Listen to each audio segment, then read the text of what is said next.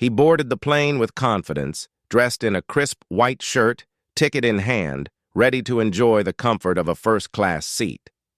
But just minutes after settling in, a flight attendant approached him with hesitation, politely asking to see his boarding pass once more. She claimed the seat was reserved for premium passengers only, hinting at a mistake. Confused but composed, he handed over his documents for verification. After repeated scanning and whispers among the crew, she returned with a furrowed brow. His ticket, she said, couldn't be verified in the system. Despite showing receipts and identification, the crew remained skeptical and called in the airline captain. Tension grew as the captain reviewed the details, only to summon two uniformed airline security personnel moments later. Surrounded and still calm, the man was escorted through the aisle as passengers watched silently. He was led out of first class and taken directly to the immigration counter under suspicion of using a fake ticket. What followed, however, stunned the entire airline and turned the tables in just 30 minutes. If you enjoyed this story and want to see more amazing content like this, don't forget to like this video. Be sure to subscribe to Burn Stories and hit that bell icon so you never miss out on our latest stories. It was a bright, bustling Monday morning at JFK International Airport, the kind of day when the sky was clear, the terminals were alive with energy, and every traveler seemed to carry with them a story. Some excited, some anxious, others lost in thought. Among the sea of business suits, family groups with strollers, and solo travelers scrolling through their phones, walked a man who moved with quiet confidence and intention. David Cole, 42, tall, composed, and sharply dressed in a tailored navy suit that fell perfectly against his broad shoulders, polished black shoes that reflected the terminal lights, and a calm, knowing gaze, stood out not because he wanted to, but because his presence carried the grace of someone who had worked hard for everything he had and wore his dignity like armor. David wasn't just another businessman flying home. He was the founder and CEO of one of the most innovative and fastest-growing tech startups in America, a company now valued in the billions. Yet, David never acted like it. His team described him as visionary yet grounded, decisive yet empathetic, and those who knew his journey, from being raised by a single mother in the outskirts of Detroit to building a company that would go on to redefine workplace automation, knew that every inch of his success had been earned, not handed. He had just wrapped up a grueling but successful 3-day stretch of investor meetings, corporate panels, and a keynote address that drew standing ovations. The pressure of performance had lifted, replaced now by the simple craving for peace, silence, and comfort as he made his way back home to San Francisco, where his wife and 2 young daughters waited for him with plans for a quiet dinner and a movie night. David believed in preparation. He didn't leave things to chance. Weeks before this flight, he had personally booked his ticket, not through an assistant or travel agent, but by logging in himself, selecting his seat on the left-hand side of the aircraft and paying in full for a first-class ticket. No last-minute upgrades, no promotional codes, just an intentional decision to invest in his rest and comfort after a high-stress trip. He chose seat 2A, a window seat with extra legroom, a reclining pod, and a privacy divider, perfect for resting. His eyes and maybe even sketching out ideas for his company's upcoming AI integration pitch. As he passed through security, he nodded politely to the TSA agents who barely glanced twice at him. He didn't like drawing attention, but when people did recognize him from business magazines or Forbes articles, he always returned their greetings with a warm smile. At the gate, he waited patiently, like everyone else, scrolling through emails, thanking a team member for their hard work, and checking in with his wife to let her know he'd be airborne soon. When the boarding call for Group 1 was announced, he stood, scanned his ticket at the gate, and received the usual friendly nod from the attendant. "Welcome aboard, Mr. Cole," she said, and he smiled, appreciating that rare moment when professionalism met respect without suspicion. Walking down the jet bridge, he felt a small surge of satisfaction, not from the luxury, but from the stability he had carved out of chaos. He remembered flights years ago when he had to sit in cramped middle seats in the back, trying to balance a laptop on a wobbly tray table, building his dream while people told him it would never work. But it worked. And now, as he stepped into the cabin of the aircraft, greeted by the soothing scent of clean air and fresh upholstery, he felt he had arrived, not just on the flight, but in life. The flight attendant at the door welcomed him with a smile. "Good morning, sir. First class is to your left." He gave a small nod, returned the smile, and walked down the aisle, noticing a few other business-class passengers settling into their seats, some speaking quietly on Bluetooth headsets, others sipping coffee or adjusting pillows. When he reached seat 2A, he placed his sleek black carry-on in the overhead bin, retrieved his laptop bag, and tucked it gently under the seat. He loosened his collar slightly, sat down, and exhaled. For the first time that week, he allowed his body to relax. The seat was wide and cushioned just right. A bottle of sparkling water sat on the console beside him. The window beside him framed a crisp morning runway. All was well, or so he thought. About 5 minutes later, as passengers continued boarding, David felt a gentle tap on his shoulder. He looked up to see a different flight attendant, one he hadn't seen during boarding, standing over him with a hesitant smile and a handheld device. "Excuse me, sir, may I take a look at your boarding pass again?" she asked. Surprised, but not alarmed, David reached into his jacket pocket and handed it to her. She looked at it, frowned slightly, tapped a few things on her device, and then looked back at him. That's strange. The system isn't showing this seat as yours. It appears to be assigned to one of our elite premium frequent flyers." David chuckled softly, assuming it was a glitch. "Well, I booked it myself. Here's the confirmation number if you need to cross-check." He pulled up the email and showed her the receipt, payment confirmation, and seat number, all clearly marked and time-stamped. Still, she looked unsure. "Just a moment, sir.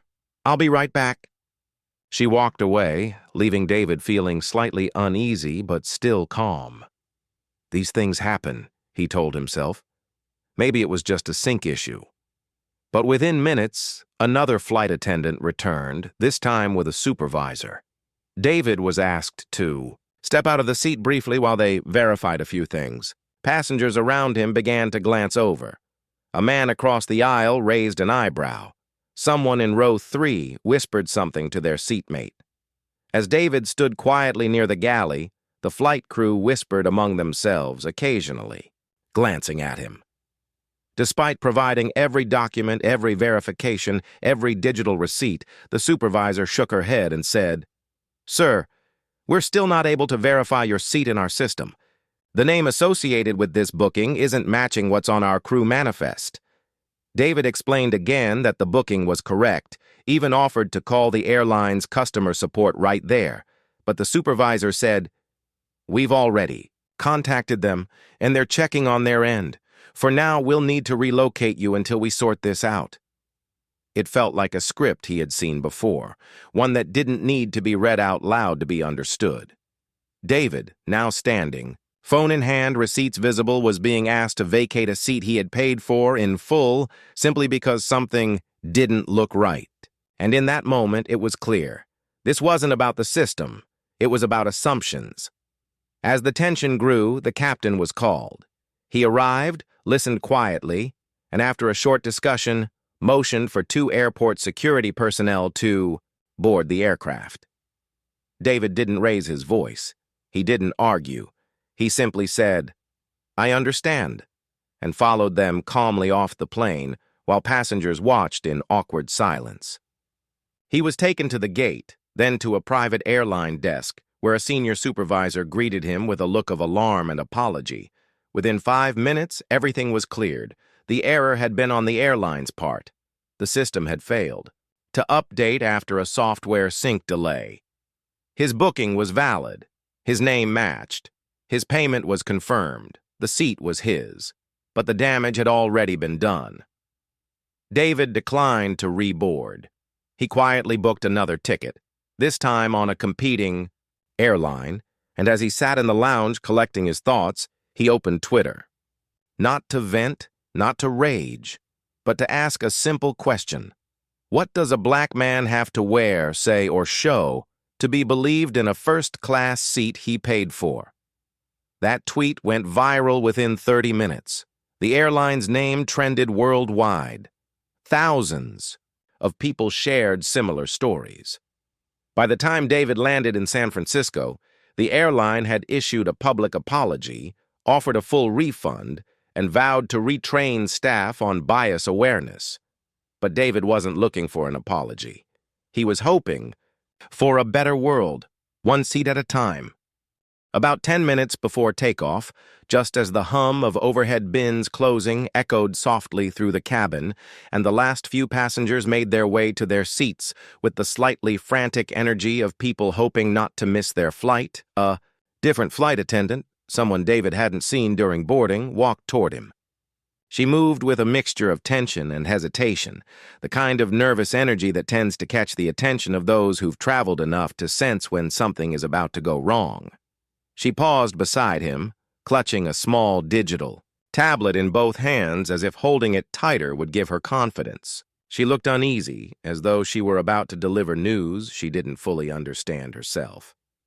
"Sir," she said, her voice polite but edged with discomfort, "may I see your boarding pass again?" David, seated in 2A, already buckled, in and calmly browsing a report on his tablet, glanced up with a slight smile, surprised but cooperative. "Of course," he said, handing over the pass without hesitation. The flight attendant took it quickly, her eyes flickering between the small printed stub and the glowing screen on her device.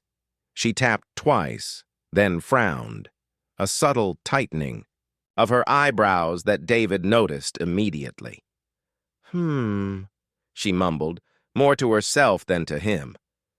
"It's not showing you as a first-class passenger." David blinked, confused but not alarmed. "That's odd," he replied, sitting upright. "Now, I booked this seat 2 weeks ago. Full fare ticket. I even selected this specific seat, 2A. She glanced back at him and then down again at the device. "Do you have the confirmation handy?" she asked, and David, ever organized, tapped his phone, opened the airline app, and pulled up not only the confirmation email, but also the receipt and the booking code. "Here you go," he said, holding it out. But the attendant didn't even look at the screen for more than a second. "I'll need to check with the lead flight crew. Please hold tight," she said, walking briskly toward the galley. David sat still, confusion swirling into an uneasy silence. Something felt off. He glanced around. A few passengers were watching, casually but noticeably. One man in 2B leaned slightly to the side, pretending to stretch but clearly interested. David took a deep breath, leaned back in his seat, and reminded himself this was probably a system glitch. He'd flown dozens of times, had diamond status on multiple airlines, and had never once experienced an issue this strange. But 5 minutes later, she returned, not alone. This time, she brought a colleague, another uniformed flight attendant, who wore a name tag that read Cynthia. She didn't smile. She didn't introduce herself. She simply said, "Mr. Cole, we're going to need you to step aside for a moment while we verify your boarding information. Could you please come with us to the front of the aircraft?" The moment she spoke those words, a small ripple of energy moved through the cabin. Passengers began to glance up. A man in 1D shifted in his seat. The woman in 3C paused mid-conversation. A teenager with headphones popped one bud out. David, still calm, unbuckled his seatbelt, stood up, and gathered his phone and boarding pass. He wasn't angry, yet, but he felt it. That growing, subtle feeling that this wasn't just about a ticket. As he stood there, the low whisper of murmurs began. Passengers leaned toward each other. A few began pulling out their phones, pretending to scroll, but their cameras faced subtly forward. David wasn't blind to it. He knew that once attention is drawn in public, especially to a black man in a high-status space like first class, the default assumption isn't usually in his favor. He followed Cynthia to the front galley. "Is there a problem?" he asked, his voice even. "The system doesn't show you as being seated in 2A, she replied, almost too quickly. "That seat is reserved for a premium frequent flyer." "I am a premium flyer," he said, "and I paid full fare for 2A. Not an upgrade, not a companion ticket. I have the receipt right here." "We've already seen it," she said, avoiding eye contact now. "But your name doesn't match what we have in the crew manifest." David frowned. "I showed you the confirmation code and my ID. The ticket matches. The booking matches. I don't understand what's not matching here." She didn't reply. Instead, she turned and whispered to the pilot standing nearby. David heard snippets. "Boarding pass. Can't verify. Not in our list." The captain, a tall, clean-cut man in his 50s with silver stripes on his shoulders, looked him over. Not his ticket. Him. "Sir," the captain said, walking forward now, "we're going to need to verify your identity again." "Can I see your ID?" David handed it over. The captain stared at it, flipped it, handed it back. "Can you confirm the last 4 digits of your confirmation number?" David did. Still, silence. "Unfortunately," the captain said slowly, "if we can't confirm your details in the system, we may have to ask you to disembark temporarily while this is sorted." "Disembark?" David repeated, stunned. "I've provided every detail. My ticket is valid. My name is correct. I booked and paid for this seat 2 weeks ago. This isn't a mix-up on my part." The captain didn't respond. Instead, he looked past David and nodded slightly. 2 uniformed airline security officers appeared behind him. The aisle cleared. Silence fell like a curtain across the cabin. "Is this necessary?" David asked, his voice lower now. "Because from where I stand, it feels like I'm being asked to leave a seat I paid for, simply because I don't fit whatever profile. You expected for a first-class passenger." The captain said nothing. The security officers approached with carefully neutral expressions. "Sir, if you could come with us, we'll get this sorted at the gate." David nodded slowly, his jaw tight, heart pounding, not from fear, but from disbelief. He turned, aware of every single eye on him. The man in 3A filming discreetly, the woman in 1C frowning, the young man with the phone half lowered in silent awkwardness. No one spoke. No one intervened. David walked with dignity, head high, calm, but burning inside. At the gate, a senior airline supervisor waited. "Mr. Cole," she said quickly, "there seems to have been a syncing issue between our app system and the crew manifest.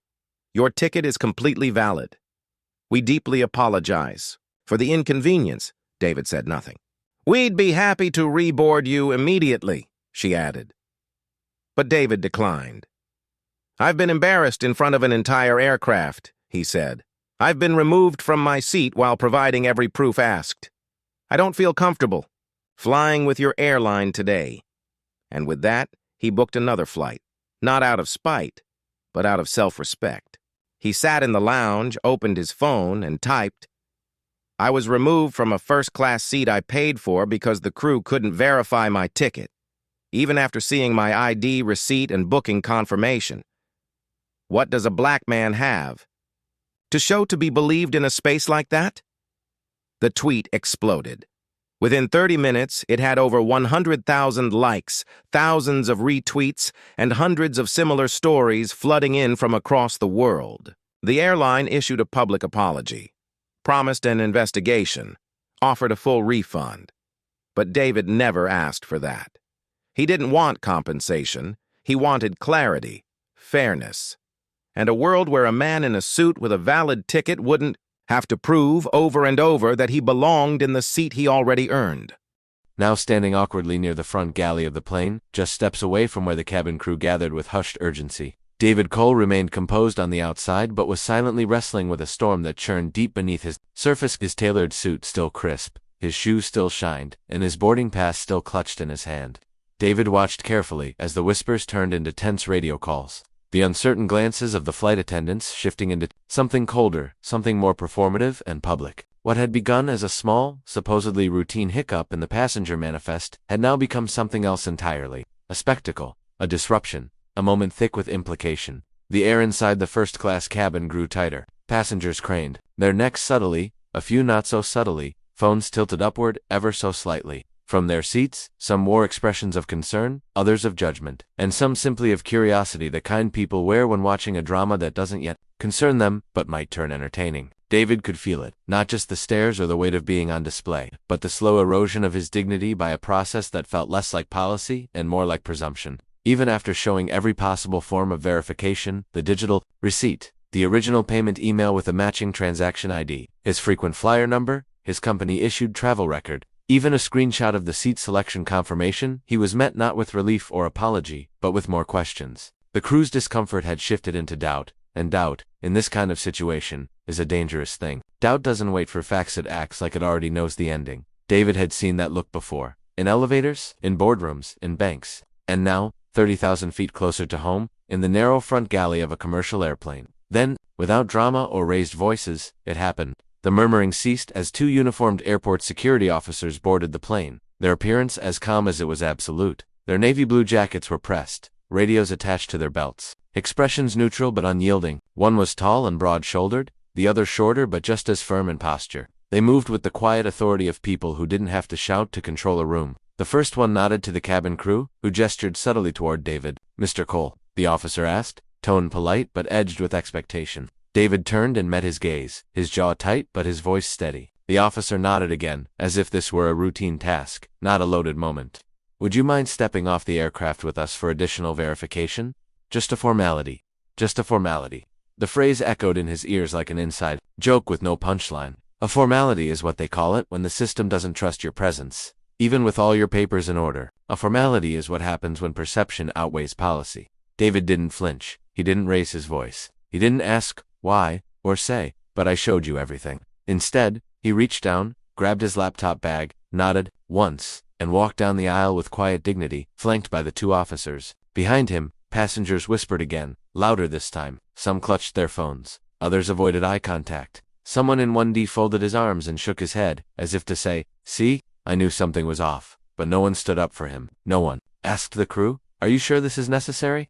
The same polite society that applauds fairness in theory had, in practice, defaulted to silence. As David walked through the jet bridge, he remembered something his mother used to say when he was young and frustrated. "Keep your head high, baby. Let them talk. Truth walks on its own 2 feet." And so, he walked.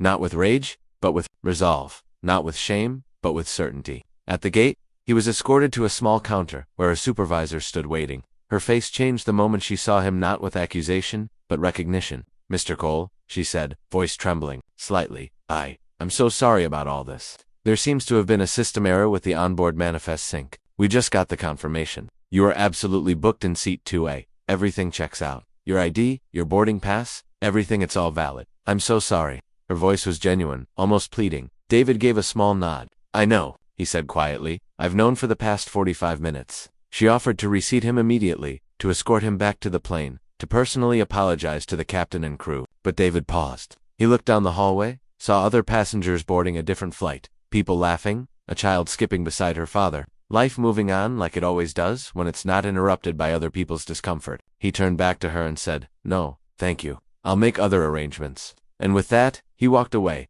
his ticket voided not by error, but by principle. Sitting in the airline lounge minutes later, David plugged in his phone and stared at the screen for a long time before finally unlocking it. He opened Twitter. His hands hovered for a second, then moved with the practiced rhythm of a man who's had to use words as both sword and shield. Booked a first-class seat, paid in full, showed ID, showed receipt, showed confirmation, still got pulled off the plane, escorted out. Why? They said the system couldn't verify me. What does someone like me have to look like to belong? In seat 2A, he hit send. He expected some responses. A few likes, maybe a comment or two. What he got instead was a tsunami. Within minutes, the tweet had over 10,000 likes. In 30 minutes, it was trending. Within the hour, it was quoted by journalists, reshared by celebrities, and dissected on morning talk shows. People shared their own stories. Black travelers, brown travelers, Muslim travelers, even women in corporate attire who were mistaken for staff instead of customers. The thread became more than a complaint, it became a testimony. And what the crew didn't realize was that David wasn't just another passenger. He wasn't just a black man in a sharp suit, taking up space they thought was reserved for someone else. He was a CEO, a mentor, a philanthropist, a keynote speaker. He had a voice and he knew how to use it. His followers weren't just fans, they were policymakers, executives, thought leaders. He wasn't angry for himself, he was activated. For every person who didn't have the voice, the reach, or the platform to say, "This isn't okay." The airline issued a public apology. They blamed a technical sync issue and promised to review internal training. But the conversation didn't stop. It spread into boardrooms, into HR policies, into training manuals and brand audits, into conversations between friends and colleagues who suddenly realized, maybe for the first time, what it feels like to be doubted before you're known. David didn't demand revenge. He didn't call for boycotts. He called for awareness, for better, for humanity. And in doing so, he reminded everyone watching that dignity doesn't come from a seat number. It comes from who you are when the world challenges your right to be where you rightfully belong.